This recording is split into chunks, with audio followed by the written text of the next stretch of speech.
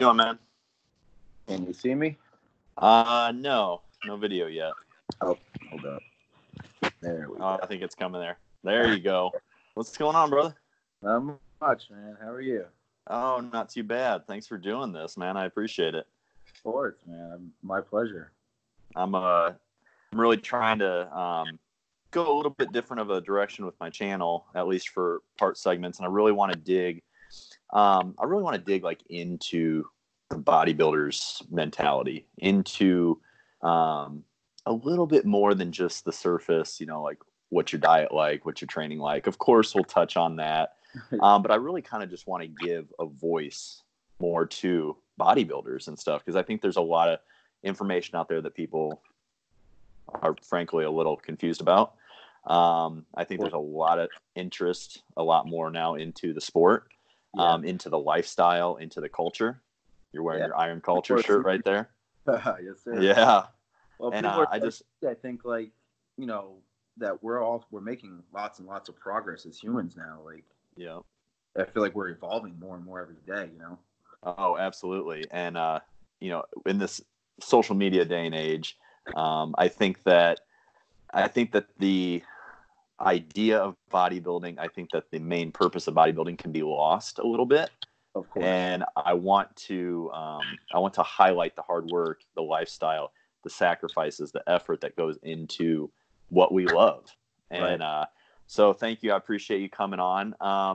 Why don't you go ahead and tell a little bit about yourself, name, age, kind of what got you into bodybuilding.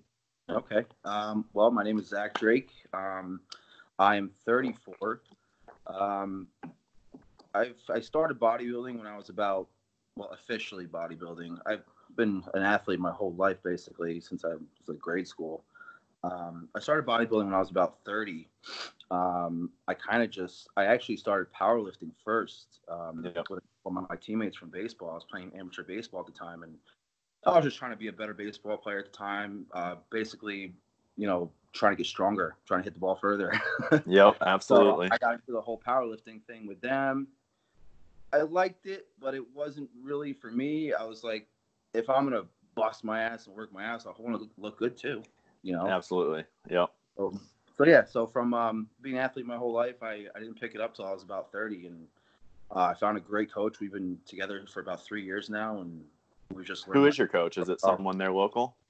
Yeah, he's actually, I grew up with him. He's one of my really, really good friends. His name is nice. Dice. His Instagram is Feast. Okay. Great. All right. Smart, very intelligent. I've learned so much from him, to be honest.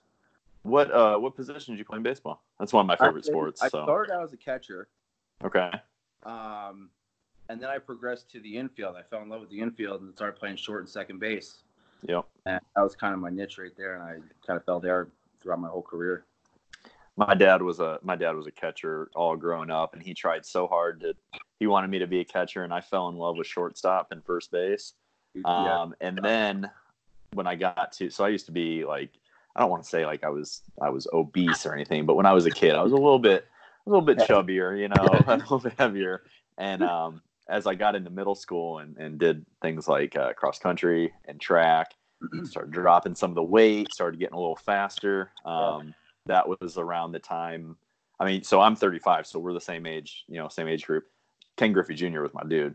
And so I used to swing like him. I switched. Oh yeah. So man, I switched to the outfield. I switched to center field, and I loved the acrobatic catches. I had the speed. Catching.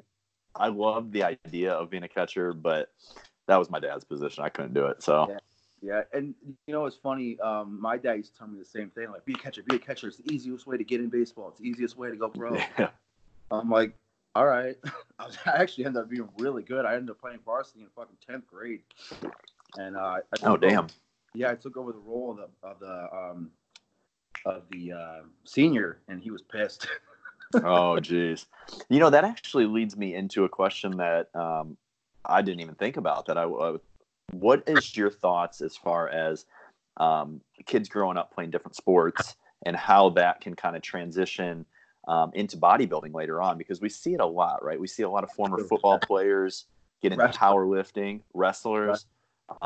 We see a lot of people that were former athletes that pick up bodybuilding later on in their career. Very, very few times, I think, and maybe I'm mistaken here, do people just not come from an athletic background and decide they want to do bodybuilding. It's usually a progression because they've been in the gym, they know what training's like, they know all that stuff. How important do you think that is moving into it? And did you play any other sports? I did. I played football as well. Okay. It was pretty much each season football, baseball. I was just stop. So, but as an athlete growing up, and to the kids nowadays, is I feel like a lot of them are getting into it because they're starting to learn the discipline. They're starting to see the change and progress as becoming an athlete. And obviously, bodybuilding is such a great way to become stronger and a better athlete. So why not? Couldn't agree more. I thought I was, and I've always been a very disciplined person my whole life. Not me. I grew even a little bit more disciplined when I went into the Army. But then when I really started focusing on bodybuilding afterwards, like all of that discipline just it came together, and you realize that everything is on you. Like every single thing is on you, and you learn to take responsibility for shit real quickly, right? Yeah. Oh man. Go ahead. I mean, to be honest, it's to me, it's all about just kind of telling yourself no. Yeah. Yeah, and just living with it. I mean, one of the things that I try to tell people, I have a lot of people inquiring about, coaching, and they want to do preps and they want to do all this stuff. And I think that people have this big misunderstanding now that because we have science to kind of help guide us along, that it's not still going to be a pain in the ass, that it's not still going to be hard. I literally have people that are like, well, my last coach, he had me on like 2 hours of cardio. He had me on something like, yeah. They're like, well, you're not going to do that, right? I'm like, I can't tell you I'm not going to do that, right? It gets down to a point. Prep is prep. Now we have some certain strategies along the way, obviously, that make it a little bit better. But when you get into the throes of it all, it's going to take some shit at the end there. Yeah. And I think that science has helped a lot, right? I got my master's in exercise science. I love it. Yeah, I'm always a bro at heart, though. Like I remember when I first got started in loving bodybuilding as a teenager, like I was a magazine guy. I'm sure you were too. That was still our era. And I like to try to use science along with, what we know to be anecdotally true to help people. But I just think it's hilarious when people are like, oh, we have all this science out. Prep's going to be a breeze now. I'm like, right. Because everyone's still looking for that magic pill, Right. And speaking of that, you are currently in prep right now. Yes. It'll be 5 weeks out this Saturday coming up. What show are you doing? The Kemper Classic in New Jersey. It's actually in Patterson this year. Oh, okay. Is this your first time doing that show, or is this Yeah, it's my first time doing this show. Yeah, I've done 3 prior. What's your best placing so far? What's your history like? 3 of them, I placed 3rd. Every single one. 3rd? Yeah. All right. Hey, top 3. Top 3, man. Yeah, I mean, obviously for any bodybuilder, the goal, I think, is to try to earn that pro card, right? Yeah. Where do you realistically, because at 34, I'm 35, we are not at the end, but we're not 21 anymore, right? So realistically, where would you like to see your bodybuilding career go from here? Do you see yourself doing this as a master, like in the master division? Do you see this as a lifelong thing, or do you have kind of a time frame here that you want to really push it hard, compete, and then kind of just back away from it? I mean, to be honest, knowing me and the person I am and how I am with, with bodybuilding, how much I fell in love with it, I don't really see myself stopping. Yeah. Although, I mean, once you hit 40, we all know it's downhill from there pretty much. I mean, that's give or take with genetics and, absolutely. Absolutely. So, I mean, to say at 40 that I still can't compete, who knows? Maybe I will, maybe I won't. And obviously, things happen from time to time, injury, like you never know, anything. Yeah. So don't get me wrong. I would love to bodybuild for the rest of my life, but I know it's realistic. But I do know that when bodybuilding is over, I will continue to eat and prep and live Right. the way I do because I absolutely love it. I love what I feel from it. I love the discipline. It's unlike anything else because it makes you really appreciate food.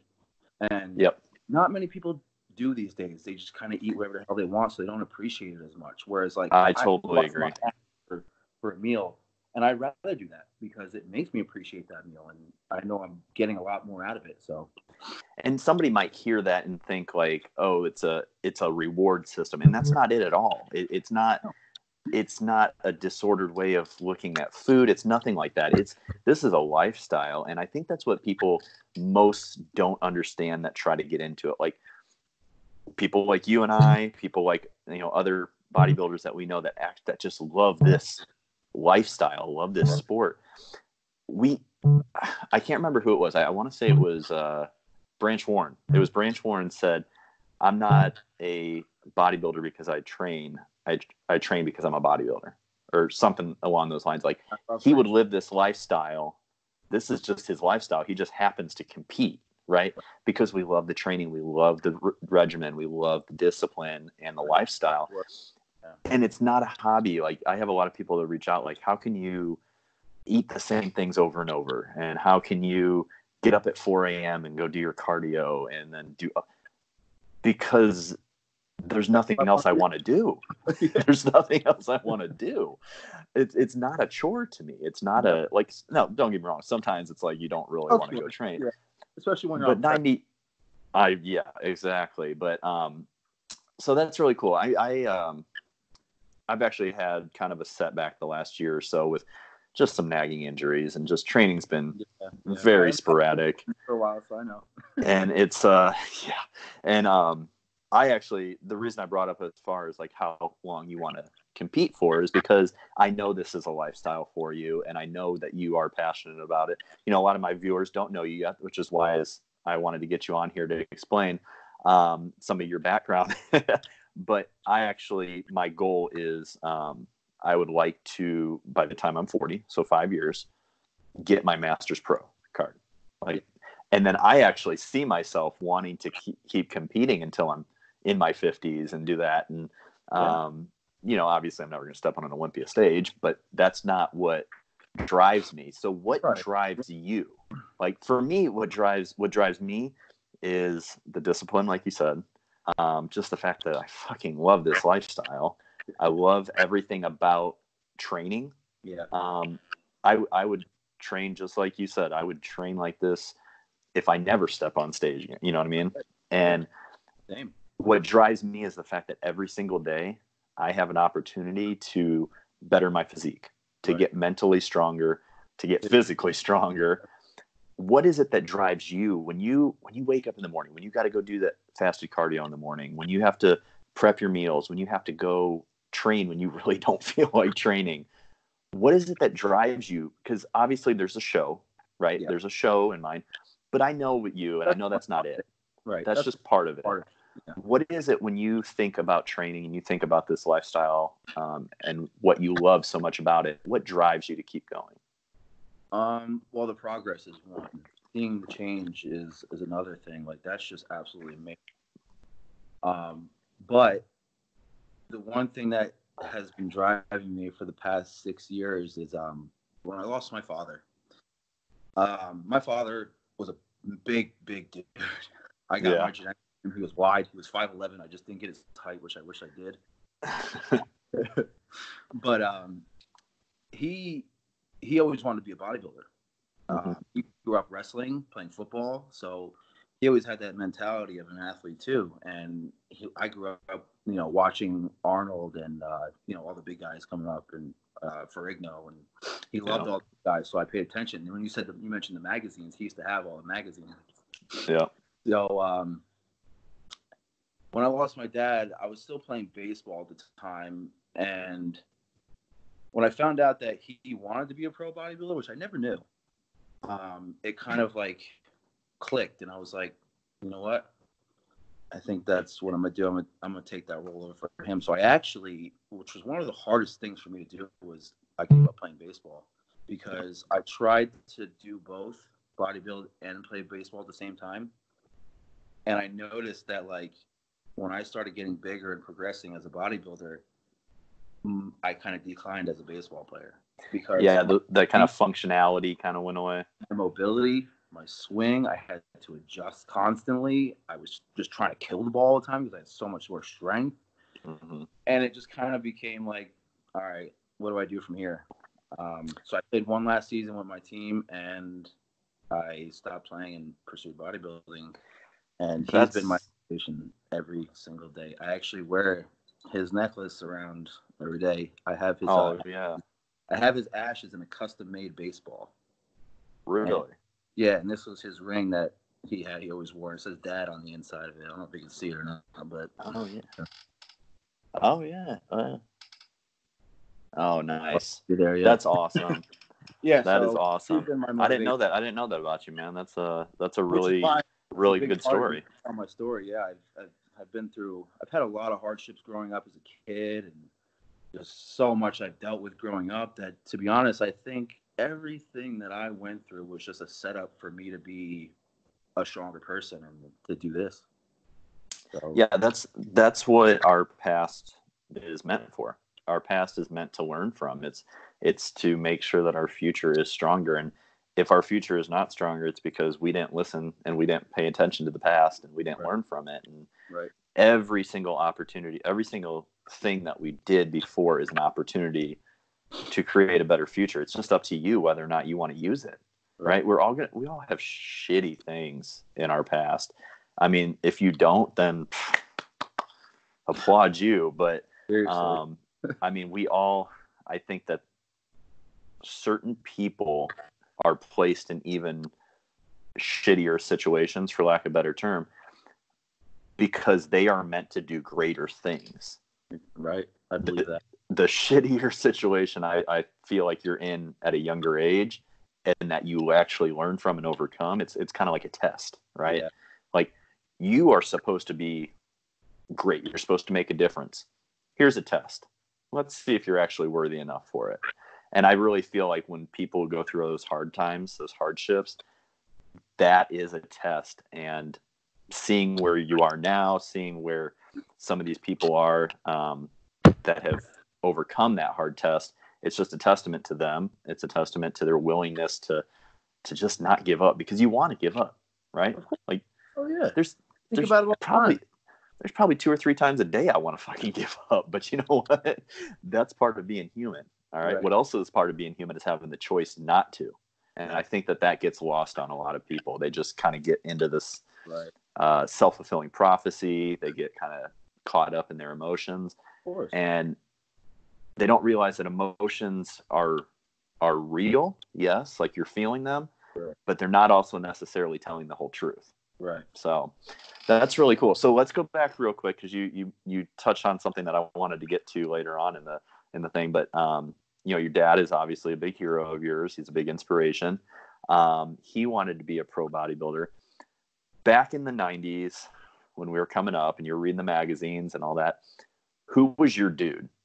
Who was your guy? Like, I wanted to be like him. And I know you were still playing baseball at the time. I know you weren't really, really thinking about it. But, like, if you had to think back, who was the one guy that you always seemed to gravitate towards, that you just, or now that looking back, you realize that's the physique, that's the work ethic, that's what I want to model? Well, to be honest, I mean, I never really grew up, like, idolizing bodybuilders. It was more along the lines of, because I played baseball and I was so passionate about baseball. Yep. I was the biggest Derek Jeter fan. DJ.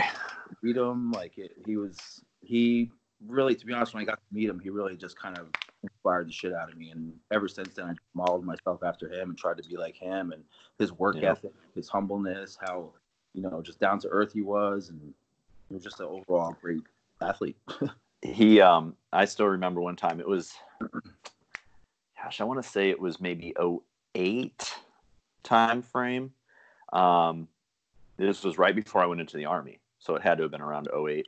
Obviously, down here in Tampa, Yankee spring training is down here, and not too far from where I live. Yeah, I was at the mall. I was at the mall one day, and I was walking by in the not like the courtyard area, but in like the open part of one section of the mall.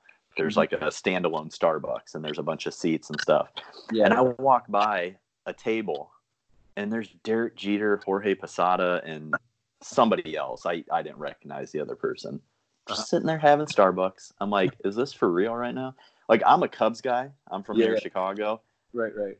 But I love baseball, and I respected the hell out of Jeter. I mean, Jeter was our era, dude. Jeter, Griffey, those two were the big deal. So that's really cool. That's really cool. Now, there is a lot of talk about differences between 70s, 80s, 90s bodybuilders, today's bodybuilders. And I don't want to get into the whole talk about which era is better, right? But I heard something the other day, maybe it was today, it was the last couple of days, that Mark Lobliner actually said that he didn't think Dorian Yates could beat Brandon Curry at Brandon Curry's best. It's so funny you say that, because I just got into it with Mark Lobliner because he was bitching and complaining about how everybody wears belts all the time during their training. I'm like, so what, dude? It helps other people. If it doesn't, let him. Let him be. Most people wear it under their shirt, and they can't even tell them that they're wearing it. But so that kind of leads into that. This really wasn't even supposed to be about him, but this kind of leads into the point that I'm making, is that take away which era was better, right? Because that's never going to be able to possibly be decided. It's just like who was better, Jordan or Kareem Abdul-Jabbar? Like stuff like that. Right. What era do you personally like as far as physique wise? Do you think that the guys today are getting too big and losing that symmetry, or do you feel like you would rather see? Now, I know with open bodybuilding, obviously, like the freak factor is what people love. Of course. But would you rather personally see a little downsize in size and a little bit more tinier waist, a little bit more symmetry, or do you like the big Rami look, the Phil look, and just all these guys today? This is such a great question, and I love this question because I absolutely love Dorian Yates. That era to me was one of the best because every guy in that lineup was just, and the physiques were just, to me, they were amazing at that era. And not only did Dorian Yates have the mass, but he had, a decently small waist. Like, it wasn't horrible, because I feel like now that a lot of guys are using insulin, you can kind of tell the bellies are just kind of getting wider. And I feel like, I'm not sure if it's because maybe their intestines are growing or their insides are growing too with it. I don't know the reason behind that, but I'm a huge Dorian Yates fan. He's the person I actually idolize now that I'm a bodybuilder. Yeah. Yes. I've actually recently really, really re-examined my training style, and have gone more as I've gotten older, and just realized that my body just can't handle the volume over and over and over like that. I've actually started training a little bit more Dorian style with that one or two just hard out sets, right? Yep. Now, it's really funny you bring up the bigger guts and all that stuff, because I actually think so a lot of people will blame the GH and the insulin on all that.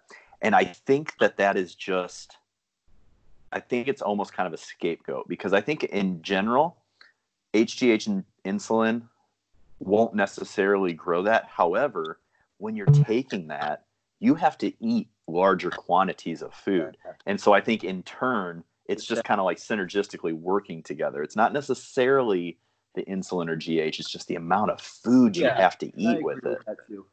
And it's because, obviously, yes, HGH is going to grow some organs, right? It's a growth hormone. But when you're pounding like insulin and everything too, the amount of carbohydrates and just food in general that you have to put down, I don't think people realize. And I would actually like to start a series on here, and maybe I'll have you come back on and do it. But I would like to actually go through and try to help educate people about performance enhancers, like have an actual segment on each one Yeah. and each steroid, and just kind of give people information. I don't know everything about it. I want to bring experts on that can help explain it. With steroids these days, I mean, everybody's just like, "Oh my God, they're so bad." Well, you got to think a lot of people are probably abusing it. You know? There's a certain way to do it, and there's a right way to do it. I mean, don't get me wrong. Who knows? There's not enough testing, I feel like, or enough research or study to prove any of this, which kind of sucks because I feel like there should be so much more studies on it, you know? I actually did a podcast about, I want to say maybe about 4 months ago now, with Mike Israetel and Spencer Nadolski. We were all guests on somebody else's podcast. Oh. And it all kind of stemmed because of a question I brought up in a post last fall. Is taking steroids, how did I put this? Is taking steroids as bad for your health as being obese? And my defense was, if you're not abusing it, yes, if you're not abusing it, I think that you can safely take steroids to an extent, and you can actually have, maybe not like, maybe it's not going to improve your health, right?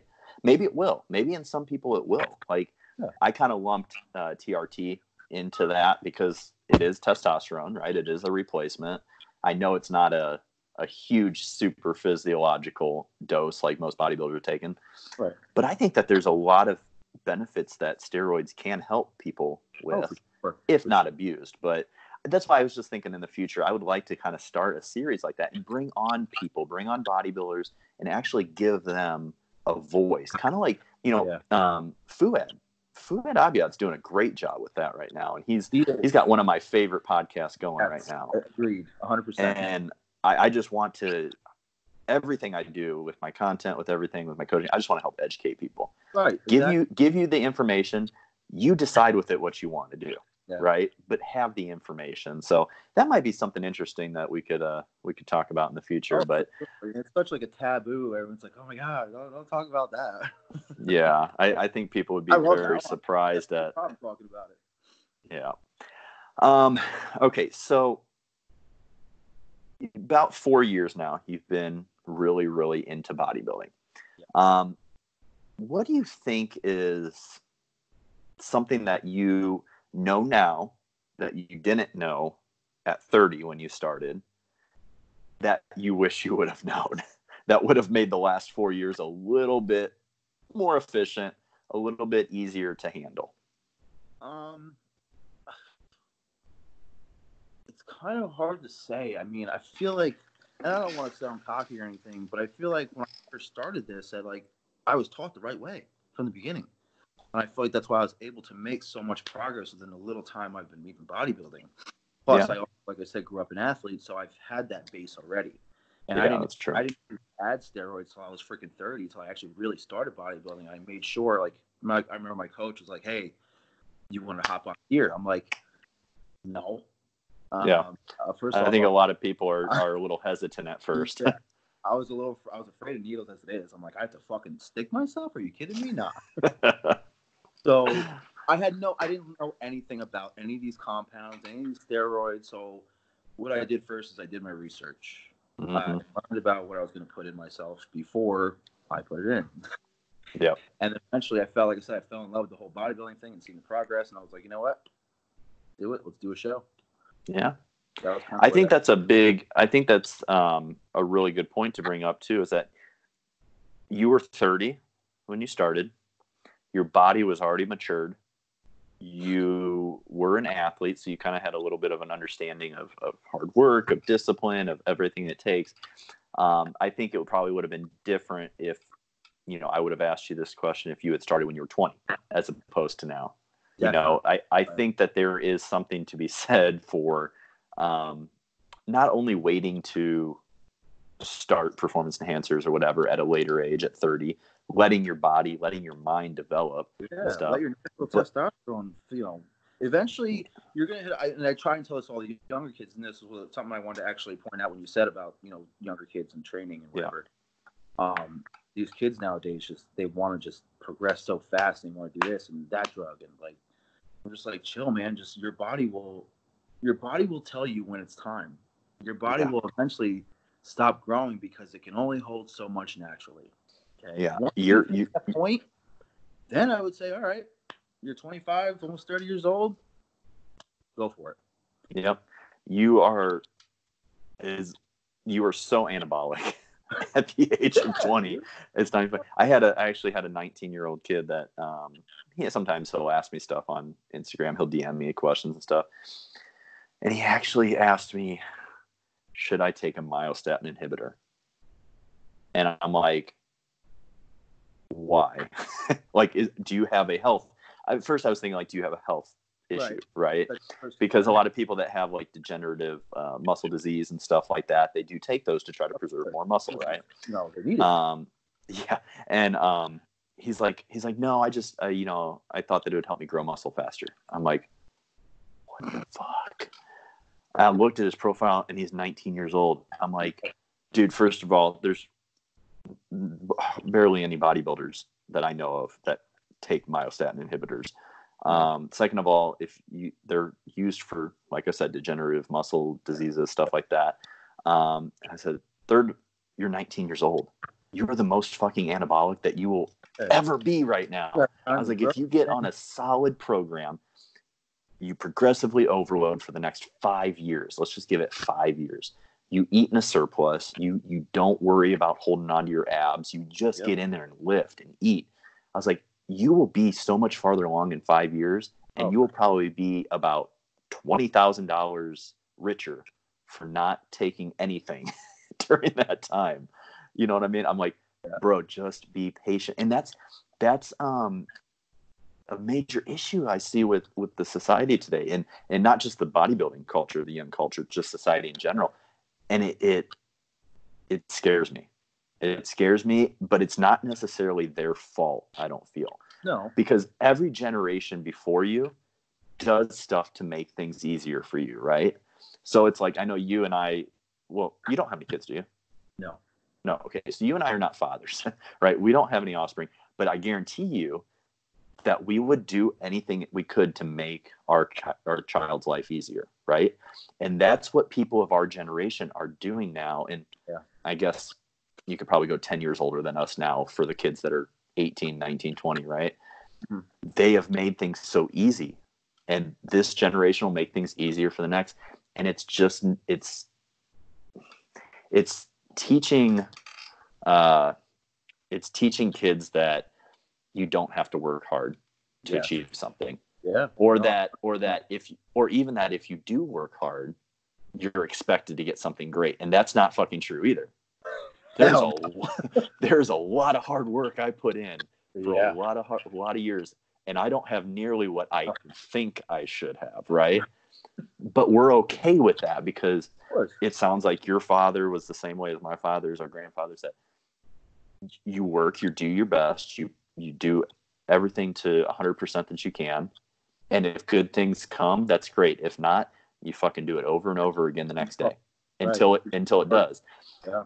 And that's where I see it starting to bleed over into bodybuilding, let's just throw physique and performance sports in there in general, is that people are like, okay, so after 6 months, I can start a cycle, right? Or after 6 months, like, of bulking, I can start a cut, right? I'm like, no.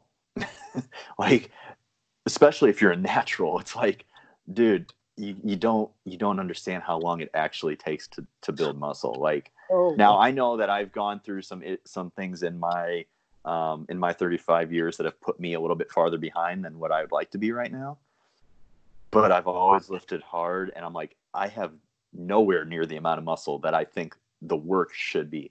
And that just goes to prove that, and I try to use that as an example for people. It's like, listen, there's people in their 30s, 40s that have been lifting for 20 years that might only be about 20 pounds heavier than when they started, right? Like, it takes a lot of work. And I'm just kind of scared a little bit for the future of bodybuilding almost. Because as you know, these guys that are starting to get in their upper 30s or even 40s start to fade out. And there are some really good ambassadors, I think I'll just call them, coming up, some young guys, that I think can really carry the sport for a long time. Yeah, for sure. But I think over the next decade, it's going to be a real crucial point for bodybuilding, because you're going to get a lot of these young guys that are now, 15, 16 years old right now, that are looking up to the Derek Lunsford's, who I love Derek as a bodybuilder. He's here in Tampa. There's a bunch of other younger bodybuilders that are set to poised to take over the stage right now. And Bumstead is a great example. Bumstead too. And they're going to want to get to their status right away. They're going to start doing things that are dangerous, unhealthy, and that are just going to not make their physiques look good. And I'm afraid of the future of bodybuilding, because I think we've got about 10 or 15 years here where we've still got a solid crop of competitors and up and comers. But I'm just like worried about the future because of how I see young kids in society now. No, man, it's tough because they just want everything so fast. Nobody has patience these days. No. Everybody wants to just get big overnight. It's like, it don't happen that way, man. Whether you're on shit or not, it still takes time. You have to eat right. You have to be consistent as hell. Consistency is probably one of the most important things. Yeah, eating chicken every day sucks. But you learn to do it. If that's what you want, if that's your goal, you do it. That's it. No, 100%.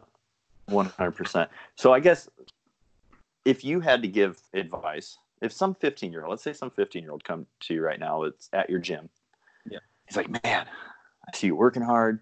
I like your physique. I want to do bodybuilding. Like, what should I do right now? What's your number one advice that you give them? Eat. Yep. Eat. Food is number and one. let them know that it's gonna fucking suck too. And I tell them, it's not gonna feel good. If you're not force feeding, you're not growing. Yeah. And what do you think about that? There's people, and I know the science behind it, and there's people that are like, listen, you only need like 1.6 to 1.8 grams per kilogram of body weight of protein. All this stuff, you know it too. You hear it. That's obviously there's science, and then there's real life. Right. And I'm telling you what, if I'm only eating a gram of protein per pound of body weight, right, I'm not growing muscle as fast as someone who's eating 1.5. Especially if you're on gear. Yeah, exactly. And that's another aspect, is that your androgen receptors are so much more active. They're open, right? So it changes the game a little bit. Well, for sure. And even as a natural, like I think that science has done a lot of great things, and I think it's going to continue to do a lot of great things. Yeah, but I think what people don't, I don't think what people understand about science is that it's based on the averages. Right. Okay. There's flaws. There's not very many studies on. So these studies are on, active people, recreational lifters. Bodybuilders are a different breed. They defy the laws of research, right? Like, it's not always the healthiest sport, but there are things that you are going to read in science, and then there's going to be things that guys tell you at the gym, and you're going to see them with the results, and the other one's not. And you're gonna finally realize. So I always like to look at it when I'm talking to people, as far as mixing a little bit of science with anecdote, and just, I don't even want to call it anecdote, just real world, right? Like, we know what's happening out there. We know what you need to do for your nutrition. We know what you need to do for your training. And I always I would love to get my hands on like some 16, 17-year-old kid right now that is like just eager to soak up everything about bodybuilding and the knowledge, and just be like, okay, dude, you give me 10 years. You give me 10 years of doing everything I tell you to do. Okay. Because I'm at a point, like, I have my goals and I want to get to where I'm going to get to, but I don't have 18 years that you have right now to get to my point. Okay. Right. I have limits. I have knowledge, and I have limits to where I can get to. Right. But as a coach, and knowing what I know now, if I could get my hands on like a 17-year-old David again, oh my God, 18 years later, man, are you kidding me right now? If I would have known to just stop listening to certain bullshit, and some of the bullshit I was telling myself, Yeah. then I can only imagine where I'd be right now. And that's what I would really like to start, getting into helping younger people. Because I think that there's a lot of great potential out there. And I think that there's just a lot of different avenues that they can go that aren't good. Yeah. And there's so much knowledge out there, or not knowledge, there's so much information out there on the internet right now. And it can be very dangerous. It can be a very dangerous world. And I mean, so if someone was watching this, it doesn't have to be a young kid right now. It can be someone that's mid-20s, late 20s. They want to start bodybuilding and stuff. And they're listening to you. What would you tell them about their approach to nutrition and training? I mean, I know we obviously just covered eat, right? But as far as like your philosophy, I guess for lack of a better term, with your nutrition, let's start with your nutrition. What do you kind of follow? Are you more of a higher carb, lower fat? Are you more of a higher fat, lower carb? Are you more of a mixture? Do you calorie cycle? What are some of your thoughts that go into your off-season nutrition and your prep nutrition? All right. Well, off-season, I'm more high carb, high protein, moderate fat. Obviously, you need fats to grow too. But yeah, I'm all about like meal timing. Meal timing is very important. Eating around the gym, having your bigger meals, your higher carb meals around the gym before and after are extremely important, I think. Everyone says the anabolic window doesn't exist, but I'm pretty sure it does. But it's not going to hurt you if you do go ahead and eat in that window.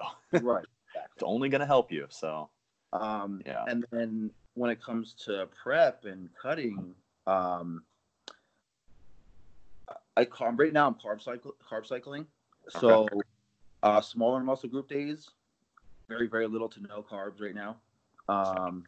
And then, so it's kind of every other day. So, and then on bigger muscle group days, I have my carbs, mostly before and after the gym. It's right now, it's very, very clean. No, very few sugars. Cream of rice is pretty much all the carbs I'm eating. Oh man, I love cream of rice. I do too. Honestly. Love it. It digests so well too, man. Man, I can down like 90 grams of cream of rice like nothing. That's what I'm doing. First meal is 90, pre-workout meal 60. Okay. Yeah. Now, with your training and stuff, are you, and maybe it's changed throughout the years, and maybe it's changed during prep from the off season, but are you more of a single body part a day? Are you more of a, let's do a push pull legs, let's do an upper lower? How do you approach your training, and how has that differed from when you started? I'm glad you asked that, because it's actually changed several times. And again, like I said, I'm actually kind of following what Dorian Yates used to do. Right now I'm doing single muscle groups. Yep. I feel like I have more time to recover in between. I do rest days every sixth day. So I'm doing, I separate my smaller muscle groups to larger muscle groups. So that way I'm carb cycling every other day. So smart. Okay. Yeah. So I'll start with chest, bigger muscle group, higher carb day, and then I'll hit shoulders, low carb day or no carb day, whatever. It's very low, I'll tell you that. And then I'll hit legs, so that way I give my upper body some time to rest. Okay. And then hit my legs hard, and then I'll have a higher carb meal that day, and then I'll do arms and then back. So that way, again, like I said, I'm carb cycling every other day. So that way I'm kind of like, in a way, resensitizing my body each day to carbs. Yeah. So that I'm able to absorb more. And yeah, that's really interesting. I'm actually, I'm going to start experiment. I'm just going to start doing that a little bit more. Probably when I come back from the Arnold, just kind of, I am kind of doing more of a one body part a day type of training as well.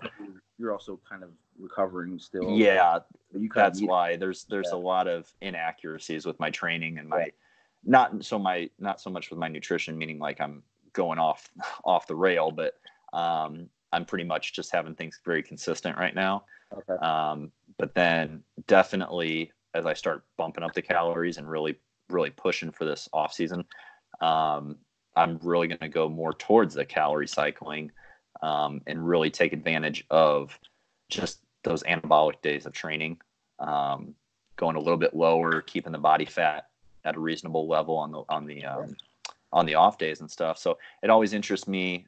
I think more so even the nutrition side of the physique athlete, because that's what first got me very interested in everything. Training is obviously a huge component of it. But I've always been very fascinated with nutrition, probably a lot because of the issues I went through with my eating disorder, obviously, and learning a lot about that. But it forced me to learn a lot about it. So I think that's always been, at the forefront of my mind, because I really feel when it comes to bodybuilding, there's a lot of great training methods that can work. Oh, so many. Right. And everybody's different. I started out doing 3 muscle groups a day. I was doing chest, shoulders, tris, back, rear delts, traps, legs and abs, and you find you can't put enough attention to everything. No, you only have so much energy. Yeah, seriously. And if you can focus on just going all out on that one muscle group to absolute failure, till you have nothing left, like Dorian Yates did, and then you give that muscle group more time to recover, it's going to grow better. My coach explained it to me in such a great way, and I may mess this up a little bit. That's Think of your muscles as a building. Each time you're training, you knock down a part of the building, and you go to absolute failure. Your body, it's going to need more time to rebuild that building. Mm-hmm. So, like, when you think about it, recovering is rebuilding that building, or rebuilding your muscle, recovering your muscle. So the more and more you knock down that building, the more time it's going to need to recover. So if you're knocking down that building all the way, going to failure, and you're not giving your body enough time to rest, it's only going to rebuild halfway. Make sense? Yeah, absolutely. I'm following you. Like I said, that was layman's terms there.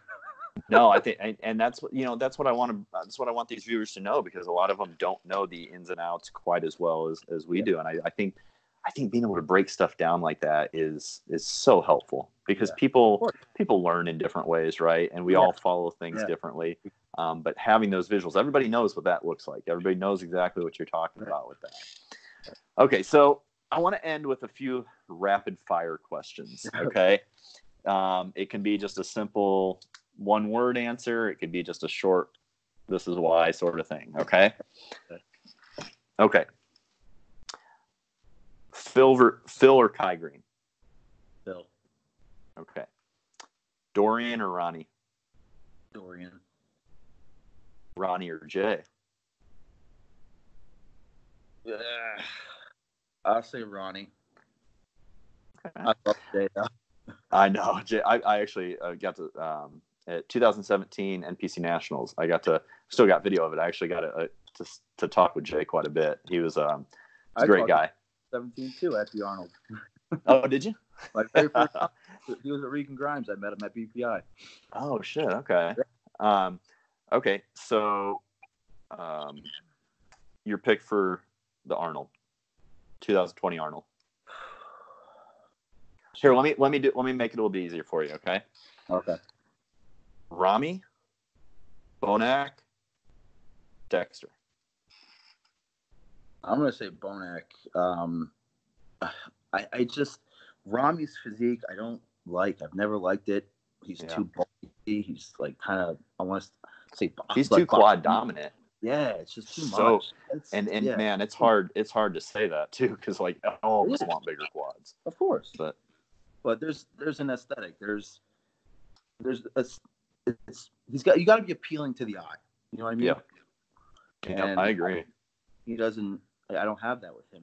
With Bonac, I mean, he's a little wide too, but his his muscle bellies are retarded. He's great from the back. Like, forget it. I don't really see many people beating him on that stage this year. Yeah, it's going to be tough. This is going to be one of the best Arnolds, if not the best ever. Like, I'm really going to try to get some tickets for the finals while I'm there. I might have to scalp them, but I just want to go. I don't even care. Okay, and so last question. Does Phil and Roden, or just Phil or just Roden, compete at the Olympia this year? I don't think either one is going to compete this year at the Olympia. Okay. I've heard rumors of Phil that he's doing something else. I've heard Athleticon, the Rock show. Yeah, that's what I heard too. And it's probably because the winner of that, from what I hear, of course, this is not. They're getting a $9 million Under Armour contract and movie contracts. Like I said, which is, man, that's tough to pass up. Now, even if it's half of that, you got to figure that that's probably, he has nothing else to prove at the Olympia. I think that he wants 8, and I think he wants 10, to be honest. But at this point, does it really matter? He's got nothing left to prove, man. The guy's already done what he needs to do. He's very well known. He's got all types of supplement sponsors and companies. Like the guy, I don't blame him for doing the Athleticon. I would too. No, he's the modern day Arnold to me, in the sense that he is using bodybuilding to turn it into a business. He is turning that's what Arnold did. Arnold just used bodybuilding to get to the movies and to get to everything else. Did the best at that too? Jay, absolutely. Probably, obviously Arnold's going to be the number one, but Jay, other than him, has probably been the most has benefited the most from bodybuilding. So, 100%. Man, this was awesome. Thank you so much for joining me. I really appreciate it. We're going to have to do this again because I know there's a lot of topics that we can get into. And great. Definitely keep us up to date on your prep. Be eagerly looking for your results. You said 5 weeks? 5 weeks this Saturday, yeah. 5 weeks. Where can everyone find you? I'm on Instagram, Zach.Drake_15. Give me a follow. That's really all I'm on right now. I haven't really ever started YouTube. I'd like to. It's just so time consuming. It is, man. It is. It's that, and being an Iron Culture, man, there has been nothing like this gym for me. It has been an absolute game changer with my mentality and my focus and just the support I have from the people there. And you always find me there, so come stop by. Man, we were talking about it last week, a couple weeks ago. I definitely want to get up there and get some training in. Lane and Holly were there. I know, but they were up there for her show. They were up there for her show. Yeah. And that was right around the time I had my graduation. I wasn't going up for the show. But hey, I've got so much more time on my hands now. We'll come up there and get some content, some training in and stuff. But I'm going to leave all your stuff in the description box below. But thank you for coming on, sharing a little bit about, your love for bodybuilding. That's what this is all about, is just finding people and spreading the love of bodybuilding, man. It's a beautiful sport. It teaches us so many life lessons if we're just willing to listen. Definitely. So, all right, man, we'll go get a meal in you. I'm sure you're probably ready for another one here pretty soon. All right. Yeah, definitely. I'll see you at the Arnold. Yep.